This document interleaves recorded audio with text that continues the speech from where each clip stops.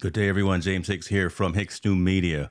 Welcome to Perspectives in Focus and the special session that we have, Lunch with the Lawyer.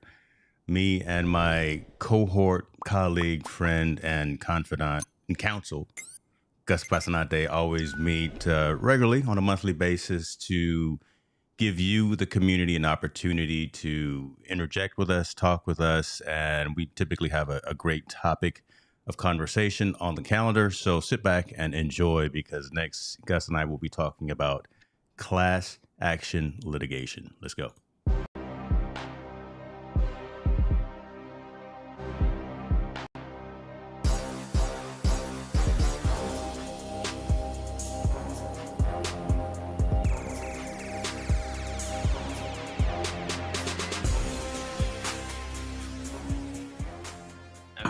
Oh my God, gosh! I know you never know what you're going to get with me, man. But we are here, sir. It is officially November 23rd, the day before I eat all the food that is presented in front of me. Hope you are well as well on your side on the East Coast. Talk to us, man. Thanks, James. Yeah, happy Thanksgiving. I am Mark. Let us come in a little casual today. So Another, we're rocking the hoodies, and I got my Movember beard going. So it is what it is, right? It is what it is. I see folks chiming in, coming in from the community. Thank you for being here. As you have noticed, though, folks, I turned on subscriber only mode for comments and chat to be pushed to the live stream. So definitely hit that subscribe button so you can become a part of the community.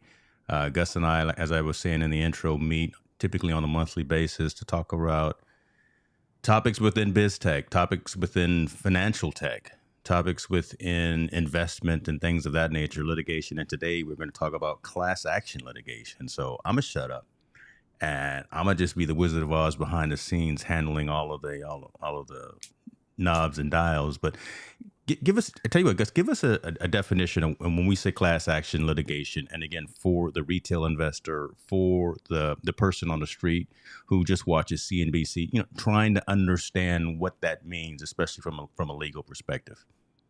yeah. So class action litigation. Well, there's let me take a step back. But when there's a couple of factors that courts could look at for plaintiffs to kind of come together and state a cause of action against one defendant. And in the interest of efficiency and economy, the courts allow people to become something called a class, which is a term of art. And there's elements that parties need to meet and show in order to certify that class and proceed as a class. So the entire class kind of set forth their interests together and in unity. It's a good way for people to kind of combine their resources and move forward together. And even if somebody's claim is not so small, it isn't so large, where a traditional, a direct claim would probably not be very lucrative for an attorney that takes it on contingency. Courts have kind of constructed this mechanism to allow or at least incentivize attorneys to take cases so everyone's interests could be represented instead of just one person, the person with the biggest position, the person with the the deepest pocket. Yeah. So in our instances, we've recently started investigating some corporate wrongdoing, and putting together some potential causes of action against companies on behalf of shareholders. So in our circumstances, a class would be a group of shareholders, and this kind of really whittles down into even though it's very kind of, I don't want to say incestuous, but it's very intertwined, these two avenues that I'm going to discuss today, which is a derivative route, and then there is a shareholder route, a shareholder class action route. Even though they're intertwined, and a lot of times these suits will be filed simultaneously by two separate firms, because there would be a conflict that we'll get into further if if the same attorney filed both causes of action. But a lot of times you'll see a derivative action and a securities class action in the event of a substantial wrongdoing, right? So I'll let me start ask you with something, and I apologize for interrupting. Let me ask, because you mentioned this a couple of times, and again, I don't want to assume, and for the folks who maybe sit in the back of the room who don't want to ask the question, who files this claim? Is this claim filed by, again, the retail investor, or is this claim filed by the organization in and of itself? Where does this originate from? yeah. So let me get into that. There is so from the perspective a uh, of a securities class action, right? The plaintiffs are the shareholders who file Okay. the cause of action against the company, and the executives or management or the directors of the company. So in that scenario, the shareholders are the party, right? Um, the wrongdoing in that scenario would be generally would typically fall under Rule 10b-5 or Section 10b of the Exchange Act for some kind of material misrepresentation, and then the shareholders would state a claim based on that, um, based on that misrepresentation. These pleadings, we've talked about these before, they're extremely hard to craft because there's whenever you accuse somebody or allege fraud, you need to do it with particularity. So you can't just kind of slap something together. Mm. You need to know who, what, where, when, and why. And if you don't, it's getting thrown out. There's a crazy statistic out there, and I can probably Google it. But I want to say an overwhelming majority of these cases get dismissed, and they never even make it to past a complaint. That's crazy So because, and again, could you think about it? A lot of the audiences watching right now are known for doing their quote unquote due diligence. And if you have a claim against an organization, against a firm, and you try to present that to a court, and you haven't done that quote unquote again due diligence to back up this claim, judge is just gonna close the door on you and kick you out of the room. So take that into consideration and action, folks, before you get mad at X, Y, and Z stock ticker or OTC company. Make sure you right. done your homework. Exactly. Yeah. That's a really good point because a lot of times I'll get contacted by potential client, Hmm. let's say to commence one of these actions, and a lot of times, and I try and express this as much as I can, and that I sympathize with the potential client, I sympathize with shareholders, I understand that there's probably something that went wrong. Right. I'm not saying everything they did was right, but that doesn't mean everything they did is actionable because of these really high pleading standards that courts have set and Congress has set to for somebody to establish a one of these causes of actions. So the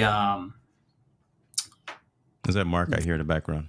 it was he just threw me off. You know, Yeah, he just threw me this off. guy, right? Again, just because he's got his name on the building, that doesn't mean he can just Yeah. okay. He walks around like he owns the place. Pretty much, man. I thought he was on the yacht, but okay, he's in the office. Never mind. But the and by the way, this overwhelming majority of these causes of actions that could get thrown out, I want to say it's over 85%.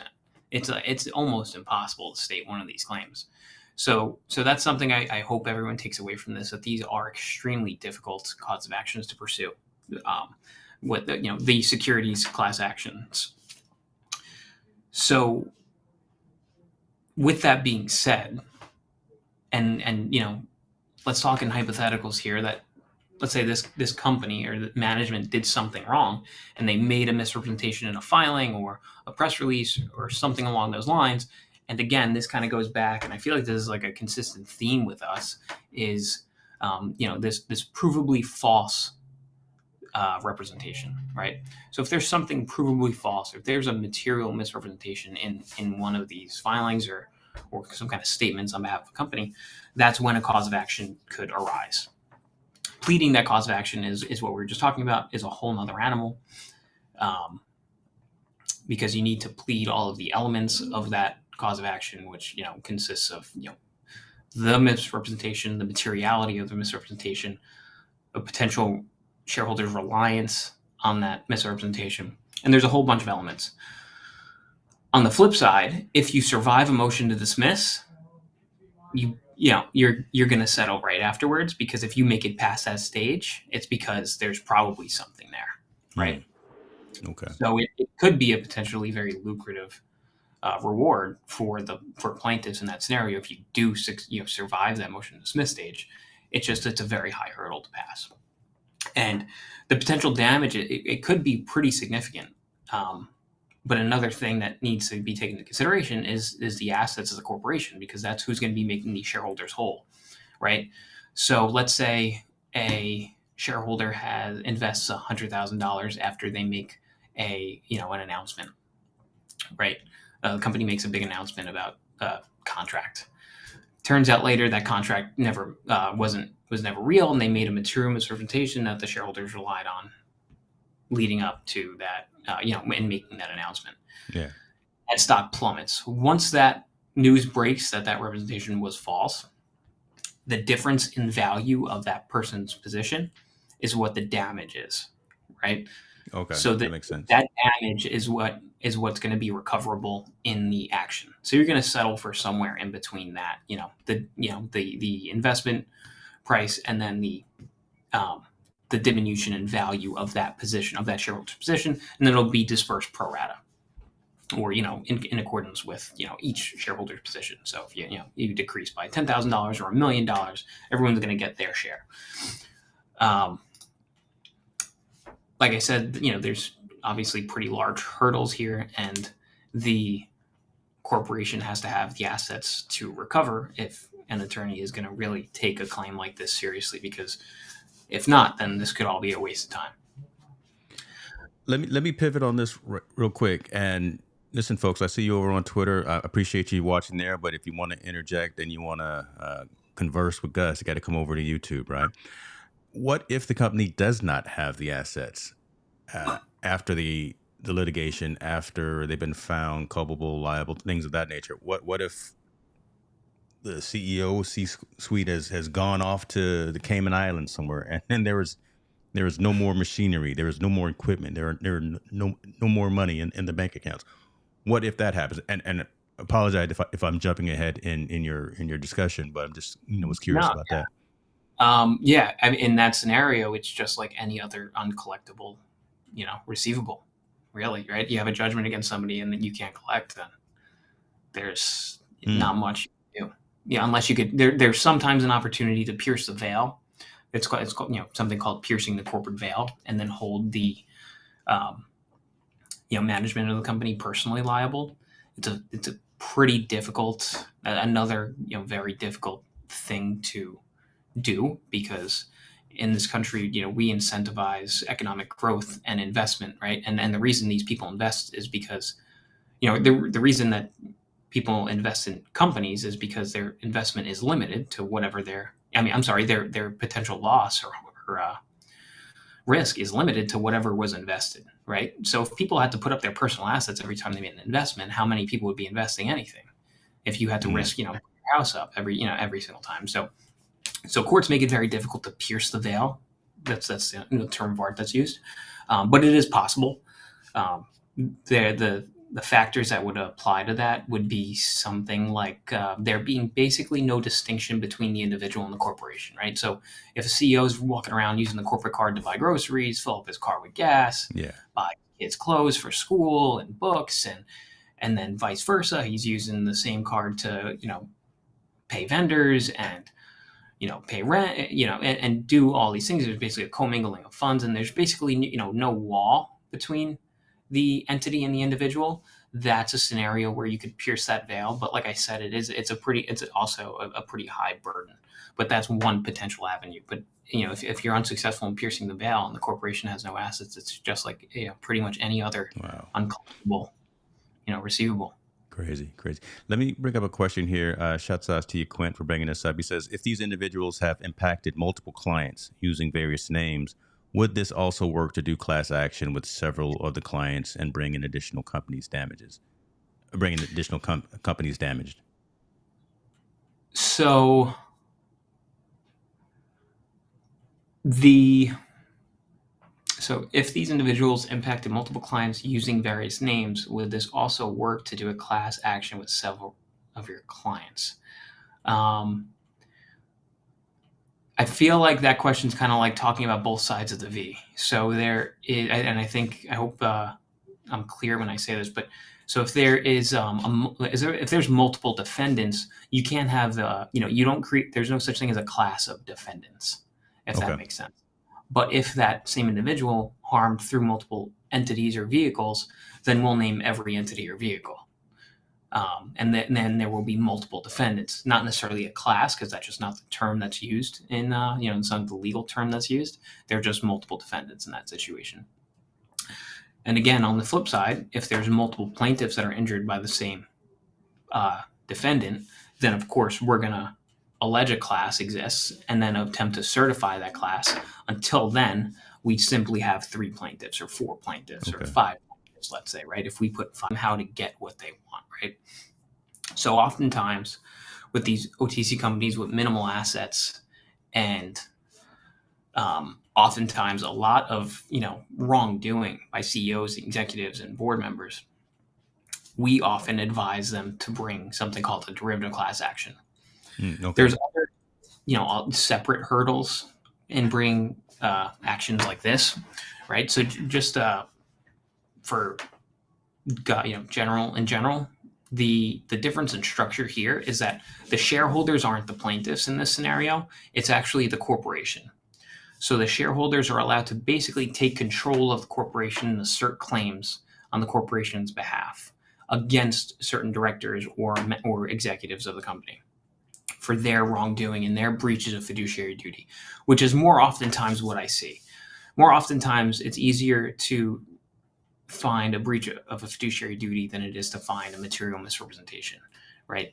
Okay. It's very hard to particularly plead a material misrepresentation because although a lot of people believe so, saying we're working towards this agreement or we're working towards this is not a representation of anything.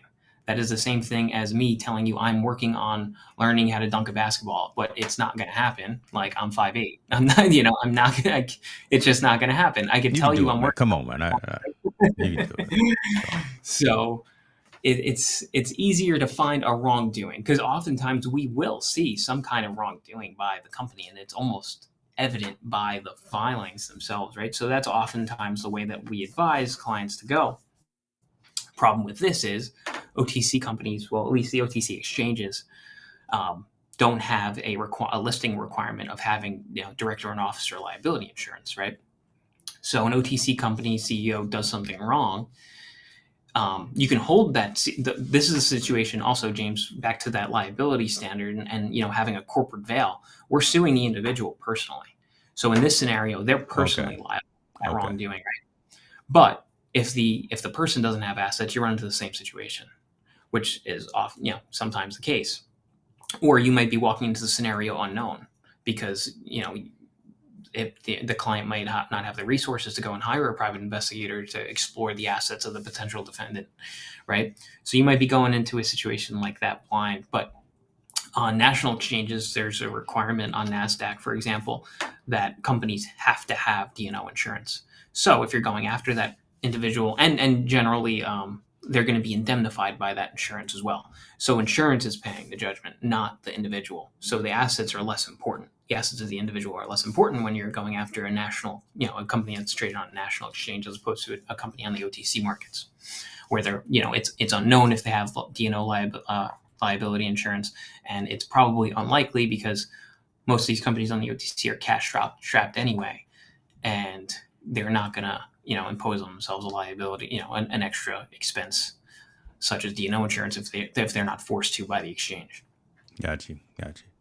And I apologize. It looks like it was maybe somebody in my house that caused the internet to go down. So I just responded to some folks on Twitter. Thank you, community, for making that known. But the stream did not stop everywhere. But we are back up and live everywhere. So cool. Some interesting statements that you made there. And again, one that just now stuck out to me was particularly about different levels and different layers of responsibility, I think, from an OTC listed company versus one for NASDAQ or in any other exchange. And I assume that again, but hearing you actually say that again, I almost wonder if it's more stringent for an OTC company, to be honest with you, because there's so much more risk involved because of maybe the higher debt, lower asset, lower profit, things of that nature, right? I mean, it's almost more, I think, challenging for an OTC company to show, prove, and quantify that value and that worth so early on because they haven't made it to that next point, right? So I almost wonder, and this is just a question from me to you: is it are the rules, regulations, responsibilities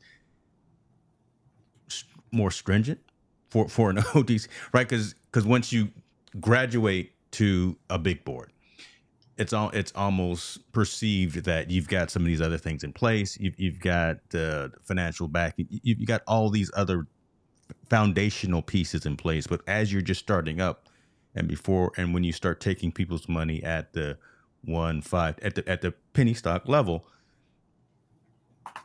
the government, the legal system, I think, wants to ensure that you are doing right by them, as with everyone else. But again, so long question short, are the rules and regulations more stringent for an OTC company as opposed to someone again on a bigger board? Yeah. You're saying like the exchange like listing requirements and things like that? Yeah, yeah. I mean, again, is it are the requirements just to quantify and say that you are a company who wants to be on this board, on this OTC board, and you want to start bringing in investors, and before you can turn the lights on, uh, are there more? I don't know where I'm going. I guess I'm just want before something like you before the Basil law firm gets involved and a class action lawsuit before anyone can actually file a claim or an action against an OTC company. Um, aren't there more requirements before they can even open the doors before they can get started, as opposed to me trying to sue Sony for something, or me trying to sue LG, something of that nature? Um, I think I understand what you're saying. So you're saying as an OTC company, are you saying are the thresholds lower for someone to like establish a cause of action versus an OTC company Or are they than higher? a Right, Nasdaq? because again, it's a smaller company, and just the risk potential of an OTC company, in my mind, is higher than it is for an Apple or a Google or something of that nature. So I'm wondering, are the I, thresholds? yes, I see what you're saying. I see what you're saying. Okay, so that's a good question. I think the best way to explain this is to explain the cause of action, and then we can kind of Mm, maybe talk about the policies and procedures in place in, let's say, an OTC company versus a NASDAQ company that got will you. certainly be different, and how those policies and procedures could apply to a potential claim for, let's say, a breach of fiduciary duty that would be a derivative claim on behalf of the corporation. So, a fiduciary duty is, in general, there's a few different kinds of fiduciary duties, but I think most of our audience probably does understand the general concept of it. It's basically it's basically the rule that a director or an officer is required to act in the best interest of the corporation. Mm. Best interest is, I'd like to say, loose for Yeah, what does the that mean? like. See, there you go. See, now you know where I'm getting ready to come. So talk to me about where that means.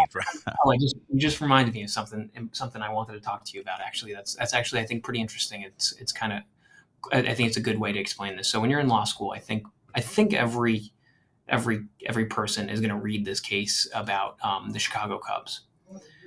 Back in the day, I don't know if you know this, but the Chicago Cubs at Wrigley Field was one of the last fields in the MLB, and maybe not one of the last. I think it was the last field to have lights in the stadium to host night games. Yes, So I the did know Cubs that. were the Yeah. only, yeah. So the Cubs, so you have a little bit of background. So the Cubs were one of the only baseball organizations that could not host a night game. Mm-hmm. They were missing out on a lot of potential revenue because the shareholders made claims such as, um, you're limiting the market because people are at work when when the team's playing baseball. Um, People spend more money at night. It's proven. Look at all the other however many teams were in the league at that time. I don't think it was 30 or 31, 32. I think No, it was 22 or it was much less teams, but every other team was doing this and being successful. So one team out of every other team was doing something completely opposite, right? And don't think of them as teams; they're businesses. These are businesses. Each business, 99% of the businesses are doing it one way. One is doing it the other way. When the shareholders brought one of these claims for a breach of fiduciary duty to the board, who was choosing to not install these lights, the direct, management and the directors are able to cling on to this thing called a business judgment rule. Business judgment rule, it basically says if you can articulate any, I forgot the exact term, Art, but it's a very, very low burden that management or directors would need to reach to say, hey, this is my business judgment. We chose to go this way because we thought it was in the best interest of the business. And as long as they could articulate to a very, very, very low threshold that it made sense, then there's no liability whatsoever. So the Cubs and the Cubs won. The Come Cubs won on, that man. lawsuit. What? And Okay. it was very blatantly clear that they should have lights in the stadium. It was like there's no other way any team is doing it, and you're choosing to not have lights, which is reducing shareholder value because we're not generating as much revenue as the other 99% of the teams in the league right now. And that's like I'm happy you brought that up, and that because that's a really good and simple kind of example, and I think that kind of really expresses like the difficulty in really establishing one of these claims. If you could point to 99% of an industry doing something one way, and the management of the supplier could establish a general business purpose for their actions, there's no liability. That's an interesting point. I knew the story, but I didn't know the story behind the story. So there we go. And Victor, I see you. Yeah, we talking about the Cubs. So okay. Well, now they got lights. So what are you gonna do? Bless the Cubs. Bless the Cubs. Okay. All right. Back to it, brother. Back to it. Again, folks, you got any questions? I appreciate you for joining. We appreciate you for joining. Thank you for being through the slight issues that we have with technology. But hey, live is live. Is live is live. So, but we back on target here. All right. I forgot what was going on for that.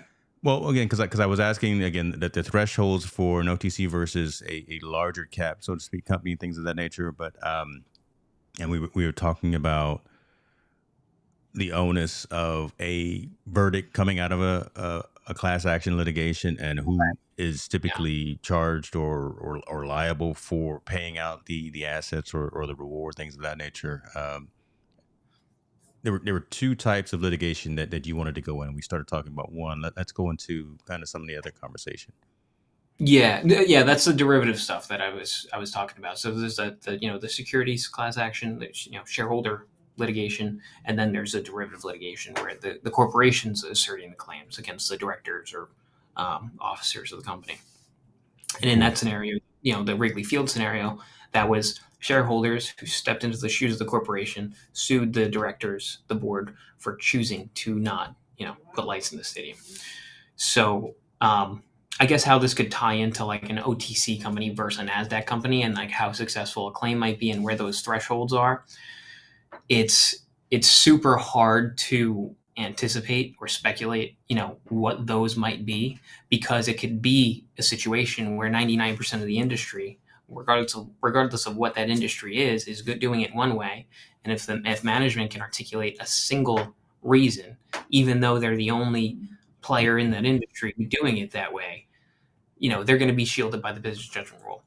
The one thing that oftentimes happens on the OTC that, is not going to fly in a NASDAQ company, like, people don't even try it because you're under the microscope when you're on a national exchange, is interested party transactions, which is what throws the business judgment rule out the window, right? So in general, somebody files a civil lawsuit. The plaintiff is the party that bears the burden of proof. The plaintiffs are the ones that need to prove by a preponderance of the evidence, 51%, just barely, right? It's a little bit different than a criminal proceeding where it's, beyond a reasonable doubt, which is like a 99% certainty as opposed to like a 51% certainty that this occurred. And Something that happens when there's an interested transaction, which the corporation can allege, right, in that complaint against those directors and officers, the business judgment rule no longer applies, and then that burden of proof shifts to the other side, to the defendant, which is a very, very, very strong. Um, Wow. it's a very strong, I guess, mechanism. It's a strong. It's a difficult burden to overcome. Now it puts the ball in their court. Hey, prove to me that this transaction was fair. You had a quorum of independent directors vote on it, and everyone was disclosed of the potential interest of the and not potential interest, the interests of the interested parties, what they were, how they're um, you know came to fruition, and what's going on here, right? And then so now it's on that person who, let's say, gave a loan to the company and charged the company 6,000% interest, Yeah. for them to prove that it's fair, Wow. right? Okay. And those are the most common scenarios, which happens in the OTC a lot. Which is not, it's not a secret. You can go on any filing. You see the disclosures where a CEO lends the company $20,000 for a convertible note that's going to give them $3 million worth of stock. So those scenarios are much more common, at least in my experience so far. And that's a very, that those are the scenarios where we're like, okay, you have something, because they're not going to be able to explain this, and they're going to want to shut us up before we uncover what actually went on here, That makes right? sense. That makes sense. That's the meat behind the scene that I was trying to get to, right? Where Yeah, are yeah, some of those different conversations that you're having with the smaller organizations, um, as opposed to, again, the larger cap or the bigger board yeah. companies?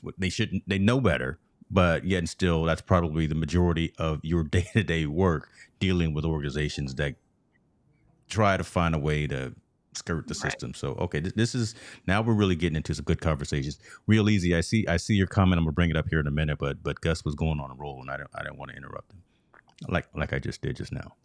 Damn. um, I think that was where I was going with that. I think we could take a question, unless you have another question, James. All right, real easy. Is there a cap limit on how many times a company dilutes the share structure?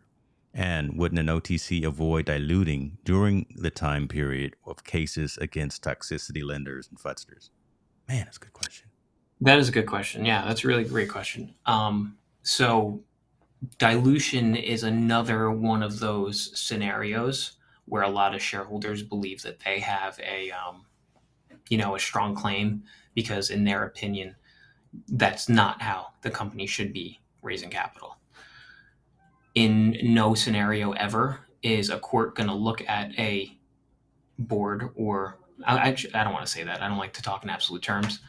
I think it would be very difficult to convince a court that management or a company, when they're posed with the decision to either shut the door or take on some debt with some slightly offensive terms and dilute shareholders, closing the door is not the better business decision in that scenario, right? So that's where that business judgment rule is going to come in. Here's the the two decisions that they had to make, and I've seen a lot of clients have to go with decision A of closing the doors, Hmm. and I'm sure that probably keeps them up at night a lot, right? Because it's a fork in the road a lot of times for a lot of these OTC companies that are cash strapped. It's, I'm raising money on these terms, or I'm shutting the door. Wow. So it would, I think, in my opinion, it'd be very, very difficult to prove to a court, unless that transaction was an interested transaction. Of course, let's say that they raised that debt and diluted the shareholders with a loan that they issued to the corporation, a note that was issued to them from the corporation directly, right? Then it's an interested transaction. Then we might get into that area where we could make that allegation, and then shift the burden to that director or officer who provided the loan to the corporation on those terms. But in the scenario where it's an arm's length transaction, and the management is poised with the task of raising capital or closing the door, raising capital is probably not it's probably not it's not going to be in violation of any kind of business judgment, right? Okay. That makes sense. Okay. I mean, that's good stuff. And again, and I know folks are curious and have these types of questions. And I appreciate you, man, for asking that. Real easy. That's cool. Like But username right there. Real easy. I want to kind of follow that up though too, Yeah. James. It's because just because I'm saying that scenario, it doesn't mean every scenario that's how That's I okay. So we right think it's similar thought because I was going to because say this that exactly right there because as you mentioned, you don't talk in absolute. So cool, man. I'll let you finish yeah, it. That's yes, exactly what I was going to because of say. course I'm going to bring up the other side of that, right? If I could see a situation where maybe doing something like that. Like there are absolutely times where dilution is improper, Hmm. where it maybe wasn't in the best interest of the corporation, where maybe you weren't using your best business judgment. There certainly could be scenarios out there that are like that, and we've explored them ourselves with some terms, where where we believe there was a company in a position that could have gotten better terms, and they chose to go this way, and we're Ooh, almost kind of thinking in the back of our heads, like, who's getting a backdoor check, like where's the money going? This doesn't right. make sense. We've seen some stuff. We've even seen there was something. I want to see if it's on my. I wrote it down. It was a couple of months ago. There was a Nasdaq company or a New York Stock Exchange company. It was a huge company. Mark sends me a message and he's like, "Hey, look into this like transaction. It looks weird, and I don't know why a Nasdaq company would do it. Like why are they doing this?"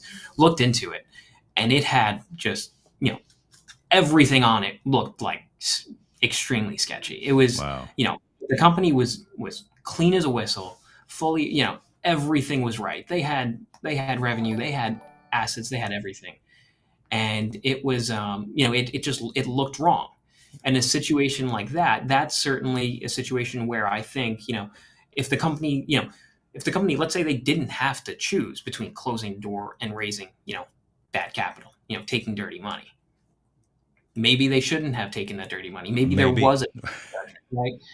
So it's I don't I didn't want to come off and leave real easy with that kind of thought that, like, hey, there's no one's ever going to be wrong for taking money, on terms like that. But there's probably a situation. But I think it's important to understand that a lot of times when management does do that, I do think that it's because they're put in extremely, extremely difficult positions, and that's life. If somebody is gonna, has that opportunity to take advantage of somebody or a company like that, and that's the market for it, and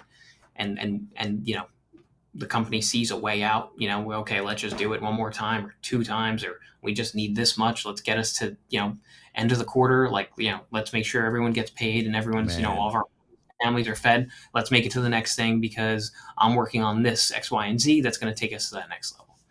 So yeah, I can understand a lot of concerns and frustrations from retail shareholders, but oftentimes I think there's a lot more going on that sometimes isn't considered. Say that right there because again that and again you want to be optimistic but you have to be realistic as well, right? From the shareholders' perspective, they've got this hard-earned money invested in an organization, and they want the company to do right. And I would say the majority of the time, an organization has set out a goal and a mission to provide a product, a service, or whatever the case would be, and they want to do right.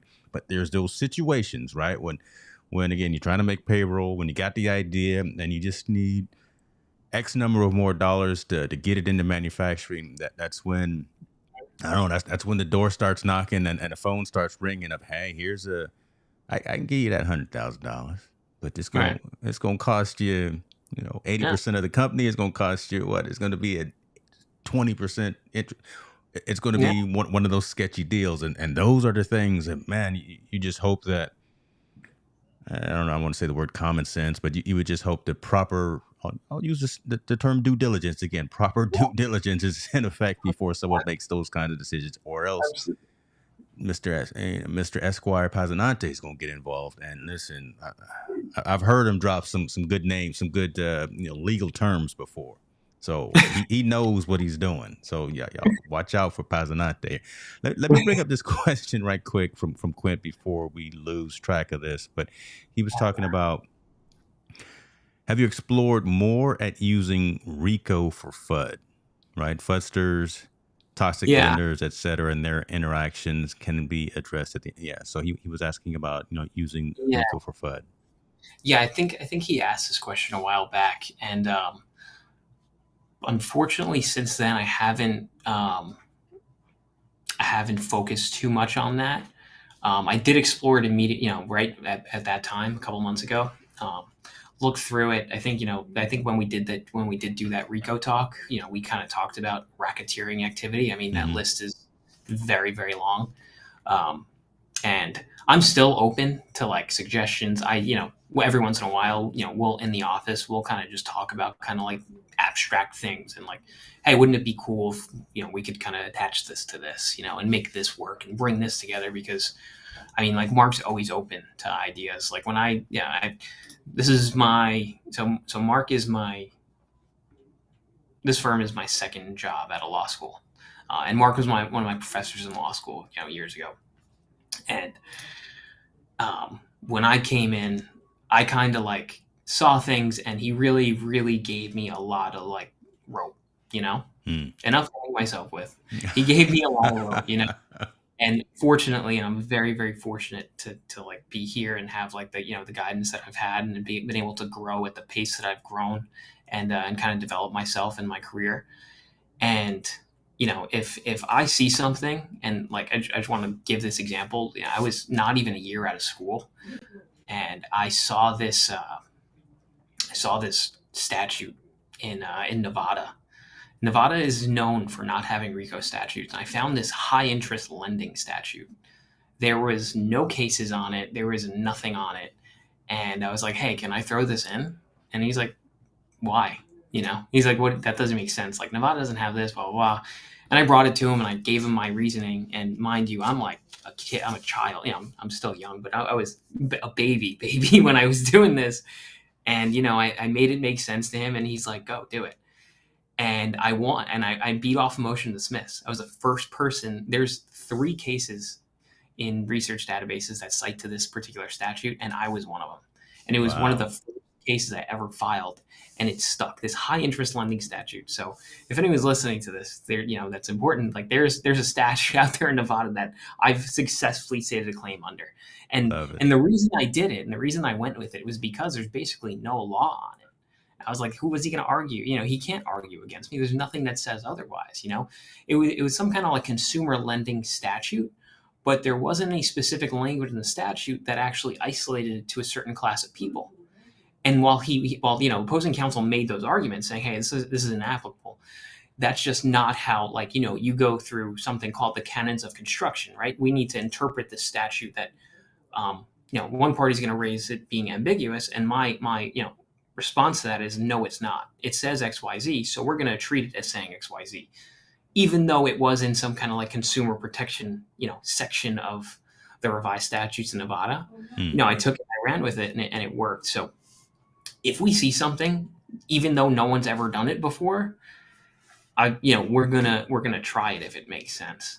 I And love that. even if it's somebody that is young or may not have a lot of experience, like Mark and myself are, and Eric and everyone here are gonna be super open to listening. Um, and there are times I've done that and completely lost but like but you win and you lose. We're not going to talk about that. We're going to talk about the wins today. We're not going to talk Yeah, about the yeah, the other yeah. opportunities, right? The Well, opportunities for advancement or the other improvement. time I did that, it wasn't actually we actually never technically lost, but I did, put a lot of work into something, and then like, at the, the 1 yard line, I was kind of like, I don't think I can do this, and I pull it all out. So he's a little upset. I had to like, I wasted a little bit of time on something, but at the end of the day, if things make sense, and the mistake I made in that was a pretty reasonable mistake that a lot of people would make and probably would have kind of let slip even.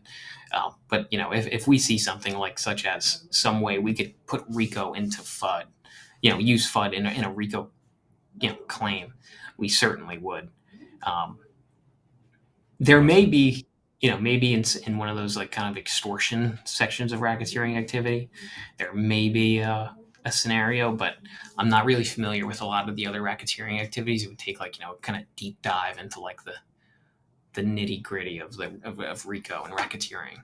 Got you. Um, but yeah, Yeah, if anyone ever has any ideas, just shoot, read that list and shoot out words to me. I mean, that list is intimidating. I mean, I'm gonna pull it up now. That racketeering list.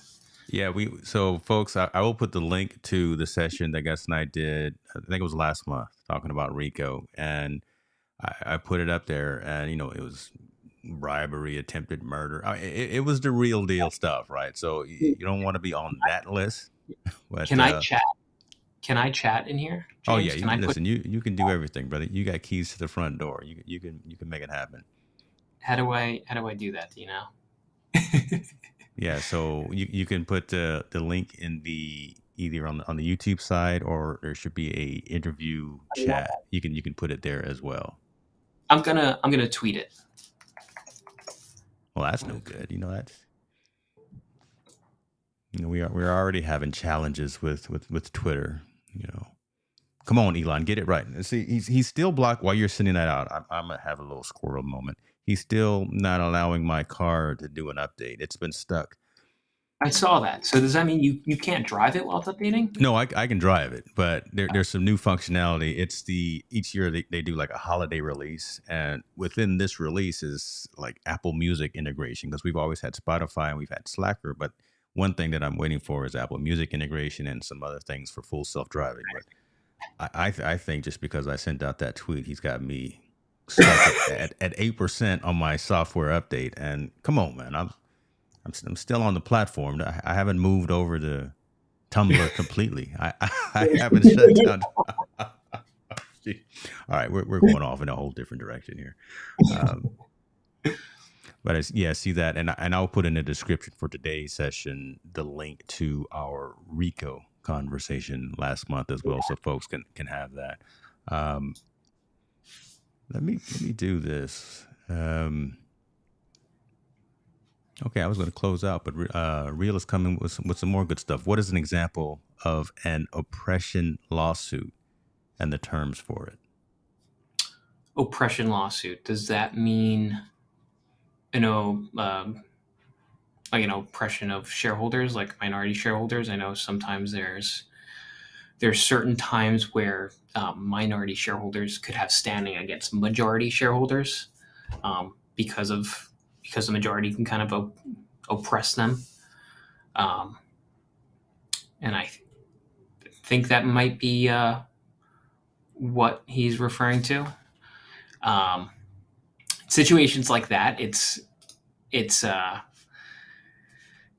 those kind of get complicated. It would be in a situation when when the majority shareholders kind of have the opportunity to kind of lock out minority shareholders, and then the minority shareholders would be able to sue them. I'm not sure if it's necessarily called a oppression lawsuit. It would still be a fiduciary duties, but it's because the minority shareholders are being oppressed.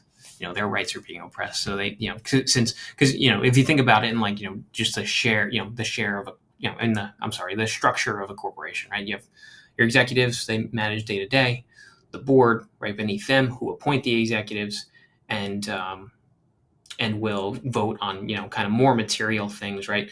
Let me put it this way, a CEO doesn't need to get board approval to order a printer, right?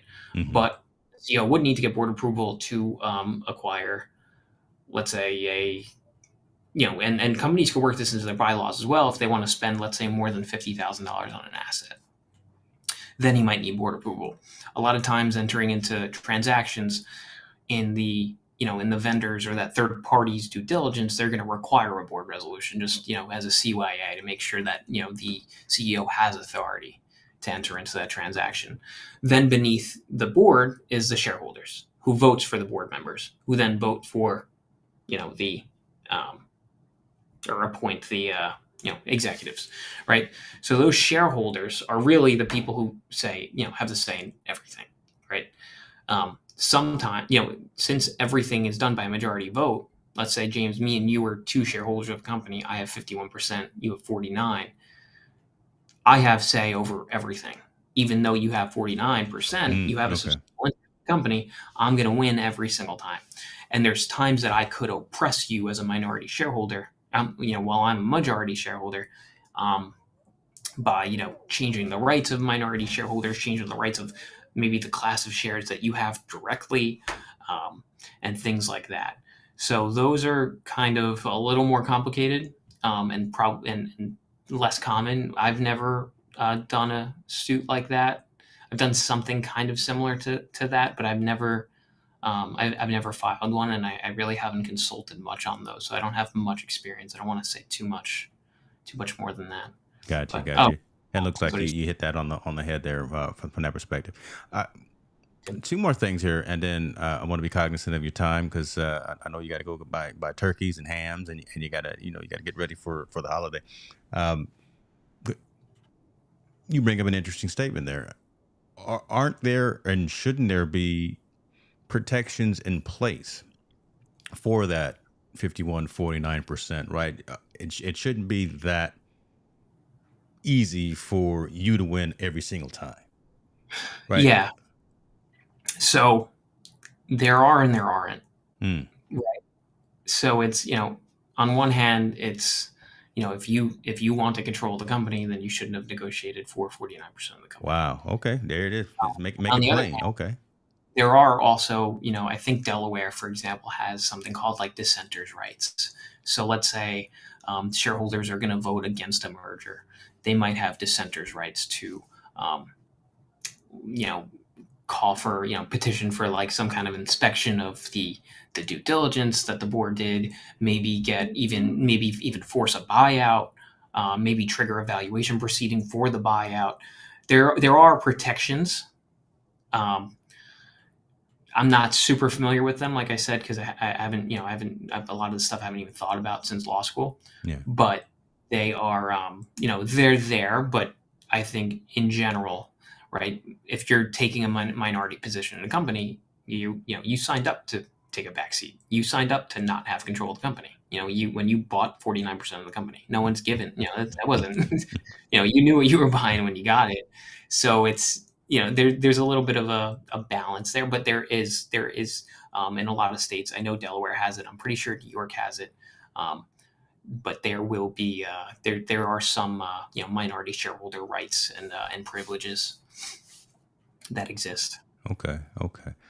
So along those same lines, if a CEO has a supermajority to lock out common votes, does that qualify as oppression? It could, if they were engaging in oppressive acts. It could, but again, that is something that is generally going to be contracted for. So let's say, Mm. and I think I know kind of where he's going with this. There might be a scenario where there's some kind of amendment that's made to, let's say, a share structure or a share designation that would give somebody super voting control. The way they got there, probably that structure was laid out before the oppressed party. Really, well, I'm talking in hypotheticals because we're not even talking about a real situation here. But that the pathway that they took to get there, as long as that was lawful and doesn't actually isn't actually considered oppression. And like I said, it's kind of like this is kind of a case by case basis. There's times where majority shareholders can squeeze out minority Mm. shareholders, like I'm saying, by locking out profits or you know changing changing their rights. Sometimes dilution could be considered oppression sometimes, or it really depends. But like I said, this is all it's all based actually based on that same kind of fiduciary theory, fiduciary duty theory. um, and of course it depends on like the positions and kind of really what happened. So this is a kind of a super case by case specific analysis that would need to go on to give like a clear answer. But it could, yeah, it Gotcha. could. Cool. So let me always like to bring it back and have some type of this whole session has been education, but call to action for the community. What's the moral of today's conversation that again the majority of folks probably listening and watching the retail investor should be aware of as it comes down to class action litigation and what they should what is their what should be their expectation? Should they join a class, or should they see an action happening against an organization that they're vested in? What's the, again, the moral, or what's the expectation again for the person behind the scenes? It's not directly part of the company, but again, that retail investor within that company. What's the the expectation that they should have as a class action is going against one of the companies that they're involved in? Yeah. Um, I think their expectation should really be limited to, an attorney's opinion. I think a shareholder in this situation, instead of getting frustrated, a lot of these cases, if not all of them, are taken on contingency. It's pretty easy to get in contact with a class action attorney or derivative class action, derivative action attorney. Our firm does it. We very recently started doing investigations. We have sent a few books and records requests. Um, it's really important to consult an attorney, because it's hard to kind of just think in general, right? Because the laws between different states, even Delaware, Nevada, Wyoming, where all these places are incorporated, are so different sometimes that there isn't just like a one size fits all solution or resolution to a lot of a lot of the cries for help that are out there.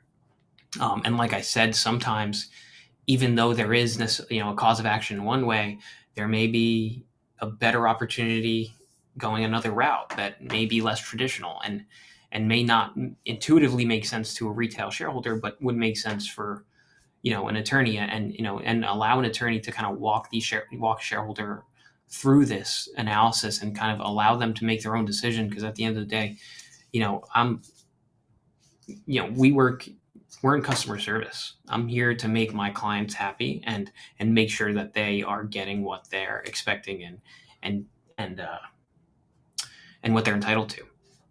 So I think that expectations should be limited to kind of the advice that is received, and I think in this realm, it's pretty easy to get advice. I know a lot of attorneys don't charge for consults in this field, so it's it's important to kind of know your rights and kind of do that investigation and kind of manage your expectations and kind of understand that day to day you might not know what's going on behind the scenes, and not everything they do is, even though it might on the outside look negative, it isn't always negative, and vice versa. If it looks good, it might not be good. It's really hard to kind of speculate from the outside. It's very, very hard. So I think less speculation, the better. So Love it.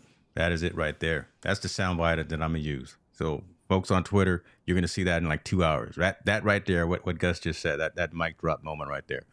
Listen, man, appreciate you. Right, this is always great conversation, always great education. Uh, Squad and community, I hope you found some value out of this. If you did, share it with folks. If you didn't, let us know.